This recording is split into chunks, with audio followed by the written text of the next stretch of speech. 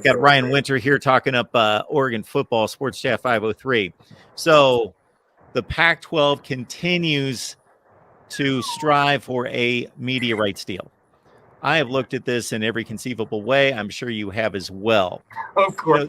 There are so many other things out there that could happen. Obviously, Oregon and Washington applied for the Big Ten. The Big Ten still has to name a commissioner.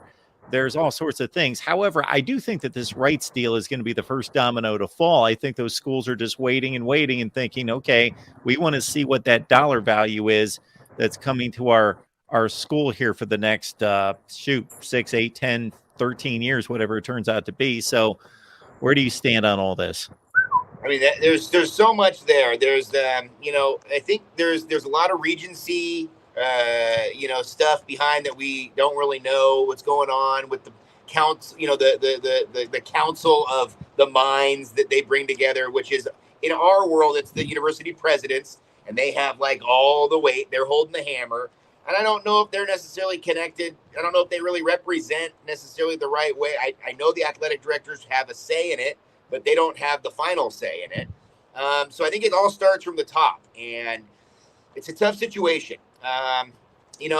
Historically, I really liked the difference in the different regions of college football. I really liked the West Coast, the South, the Atlantic Coast, whatever, Big Ten, Midwest. I do think there's a push to try to have everybody be everywhere, but I don't know if that's necessarily the greatest thing for the sport. And so we're way out here, man. I mean, the Portland Trailblazers are, God bless them, travel the most of any team in the NBA because they've got to hike it over those Rocky Mountains to get to everybody all the time. And so it's a tough ask, I think, to have these colleges have to go coast to coast to play soccer games or softball games. I get it for football. I understand you can make that commitment 7 weeks a year or something like that and get it done. But, there's a lot of logistics, I think, that are at play here. And I just think that the almighty dollar is winning out. I don't like the fact that the heavy cable conglomerates are the ones who are making the decisions now for college football, it feels like, and college athletics in general. I think that's a negative. But out here, we're in a weird spot because we are one of the last teams, it feels like, with value out here. And Oregon and Washington are in a weird spot, I'm telling you, Mark. So I went down to the Pac-12 championship game, or Pac-12 championship tournament in Vegas for basketball. I was down there for a week, and it's a blast, man, because you get to hang out with all the different schools. Everybody's down there, all the different teams. And nobody likes this. None of the SC people I talked to were stoked about going to the Big Ten. None of the UCLA fans were stoked about it, except for the ones who just knew that they were absolutely flat broke and needed the money. But it's like, this is a situation where I don't think anybody's really that excited about it. I think that the media rights people nationally, they're excited about it. They're throwing big money at this thing, so people can't say no. And it's a tough situation. I really wish the Pac-12 would keep it together. I do think they should add San Diego State. They're in a great run right now in the NCAA tournament. I think they've dedicated money. They've renovated the stadium that the Chargers used to play in. That's their new stadium down there. So there's buzz there. San Diego's a great town. It's twice the size of Portland. I mean, it's a beautiful city. I do think that and it's a research institution. I think that's a no-brainer. The problem is that who else do you pull in? And I think there's major questions there about who adds value. And the first name they're starting to talk about now is SMU. And they want to go up to Texas. They want to go. My buddy Spencer McLaughlin over there on Locked On Ducks is a great one to get in here in the future, Mark. He's done a lot of work on it because he does a Locked On podcast for the Ducks and for the Pac-12. So he's done this thing 6 ways from Sunday. He thinks Tulane would be a good ad. And I'm like, where do we end this thing? It's hard for me to leave the West Coast. I like the idea of UNLV because of Las Vegas, because they have, they're in the new Allegiant Stadium. They've got facilities down there. Thomas and Mack is a great building. They've got the facilities, and obviously people can go to Vegas. People can get their travel there fairly easy. You'd mark off another state. You'd have a representative in Nevada.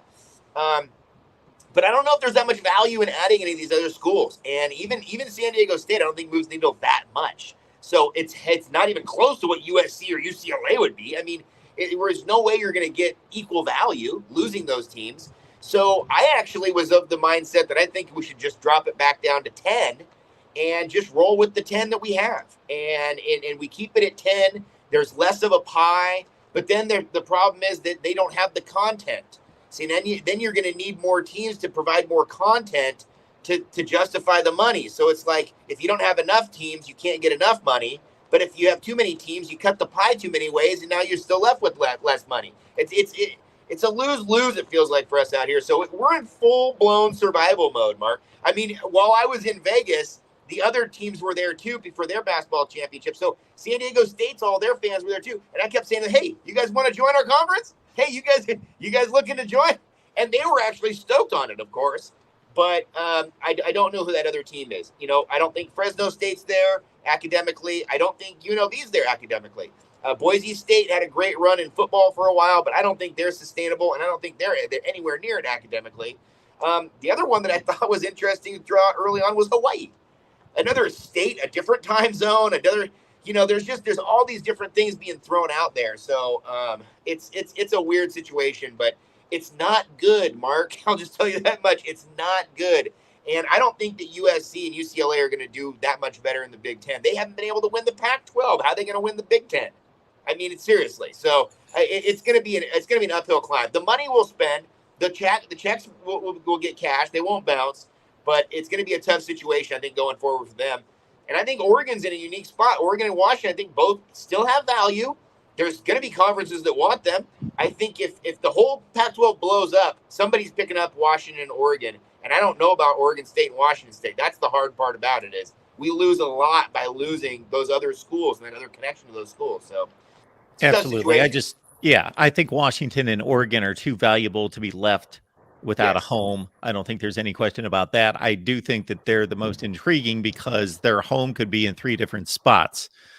Yes. And you're right. I'm right there with you in that it's weird and it's not good. And I think at the core of the entire issue is that these conferences work for themselves. And of course they do. I'm not in any way against Greg Sankey with the SEC or Kevin Warren, who of course is moving on from the Big Ten.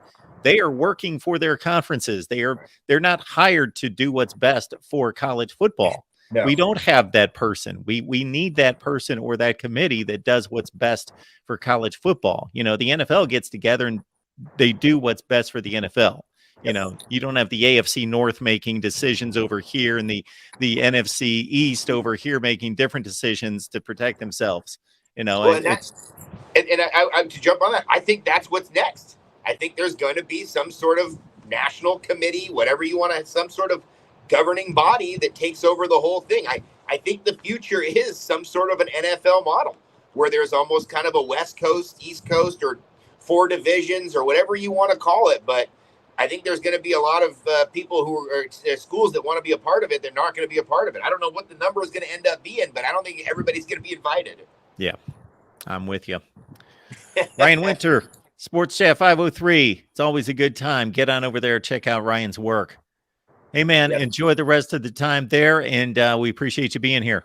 Thank you so much, Mark. Everything you do for college football, you're the best.